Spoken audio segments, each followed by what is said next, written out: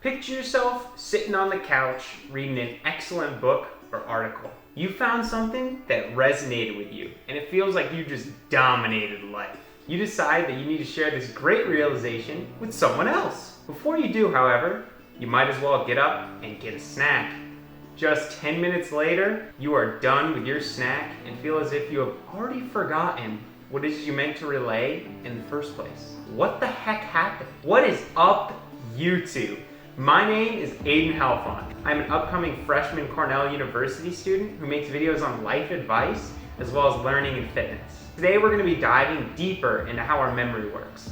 First, we'll talk about short-term and long-term memory, and then move on to various helpful advice to remember things for longer. Learning can be incredibly tiring in the information. We have the answers to everything we need to practice at the click of a button.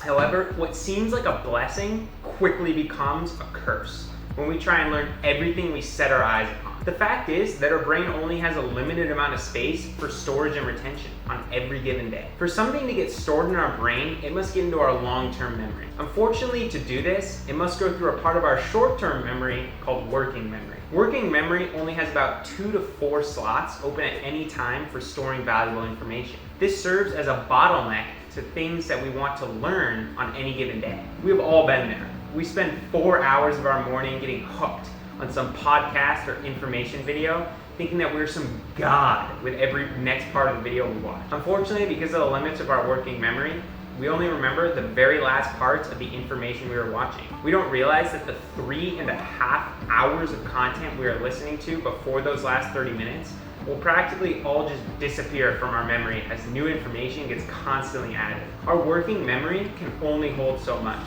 In the digital age of today, this is the default mode of most people. We are constantly checking our phones and devices, which bombards us with bullcrap from all areas of the internet. Our brain never gets a rest. It's in constant activation mode and can't keep up with all the crap we're throwing at it. This in turn causes very little, if any, useful information to ever get stored in our long-term memory. This is terrible, as long-term memory is the seat of understanding. It holds not just facts, but concepts or schemas. By organizing scattered bits of information into patterns of knowledge, schemas give depth and richness to our thinking. Understanding and intelligence is derived largely from the schemas we have acquired over long periods of time. It's so cool when you think about it. If done effectively, our brains can become knowledge machines, much alike to an exponential curve. The more valuable information we store in long-term memory, the more we can understand and learn about the world about us as we make connections from knowledge already stored. How do you escape the information overload? There are 3 techniques I can give you. Spaced repetition. There is a quite famous saying in neurology: neurons that fire together, wire together. The brain functions more like a muscle than a supercomputer. The more often you use the neurons grappling with the information that you want to commit to memory, the stronger those connections will get. The stronger your memory and understanding of that information will get as well. Spaced repetition means thinking or learning the same thing over and over again in varying intervals. Think about why flashcards work so well. We constantly get to recall information that we have learned, thus strengthening the neural connection that our data has in our brain. This is related to another thing in neurology called the forgetting curve. The forgetting curve essentially says that you will forget almost all recently learned information after just 24 hours. Every time we actively recall it through spaced repetition, however, the time it takes to forget ultimately gets exponentially longer and longer. Recall. This is probably the easiest of the techniques, but also quite effective. After reading a valuable piece of text, look away for 30 seconds and try and recall the main points. This might seem really small, but research shows that it has a massive effect on memory retention in the long run. I suggest you give this a shot with the next thing you read.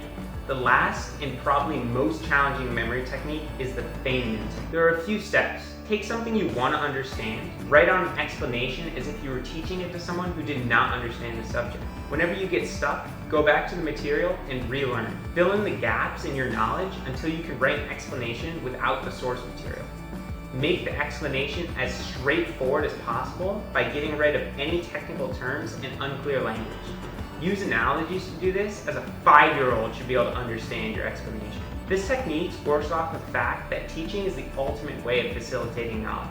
When we teach something to someone, we not only allow them to learn the information themselves, but we also strengthen our understanding of the information. In this day and age, it is easy to load ourselves with information that makes you think you're brilliant, when in reality, you just forget everything that you see. If you want to adopt a growth and learning mindset, I strongly suggest you take these techniques into account in the future. You need to realize that the brain has a limited space for storage. You will have to pick and choose what is worth it to commit to memory.